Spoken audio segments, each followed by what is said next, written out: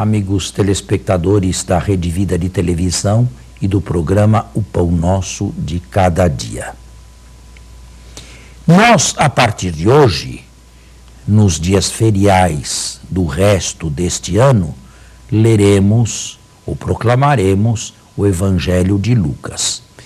Como os capítulos iniciais são reservados ao Advento e ao tempo do Natal, o texto começa a ser lido a partir do seu corpo, ou seja, o capítulo 4, com o início da vida pública de Jesus em Nazaré.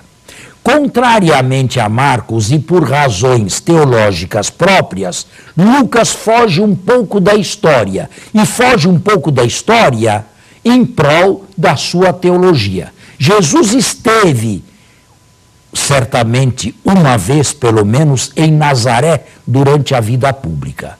Marcos o diz na metade do texto evangélico.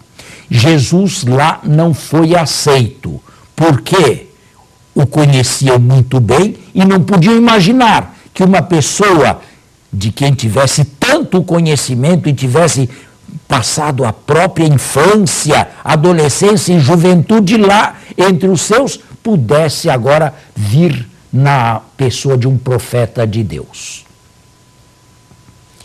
Lucas extrai este texto do contexto natural em Marcos e o coloca no início do seu evangelho, ou no início da vida pública de Jesus, porque vê no episódio da repulsa dos nazaretanos diante da apresentação de Jesus, uma espécie de profecia, uma profecia daquilo que aconteceria no final.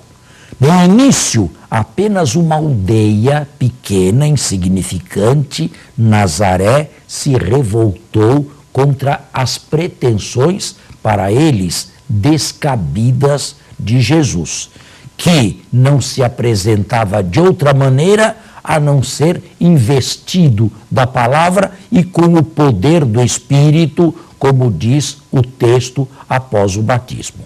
No final da vida pública, não será apenas uma aldeia insignificante de judeus. Será toda a nação judaica a gritar a una, crucifica-o, crucifica-o. Isto é, a pequena repulsa inicial é uma espécie de profecia no texto de Lucas da rejeição final, quando todos, a una, liderados pelos sumos sacerdotes, levarão Jesus à cruz. Agindo desta maneira, o evangelista já coloca o leitor do evangelho na ótica certa. A ótica certa para aquele que lê este evangelho não é a ótica do triunfo, não é a ótica do sucesso, não é a ótica da grandeza, mas a ótica de quem veio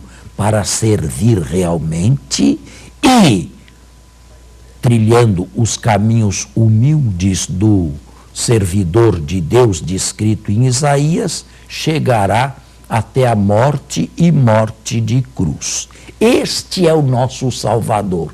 Este é aquele em quem depositamos todas as nossas esperanças.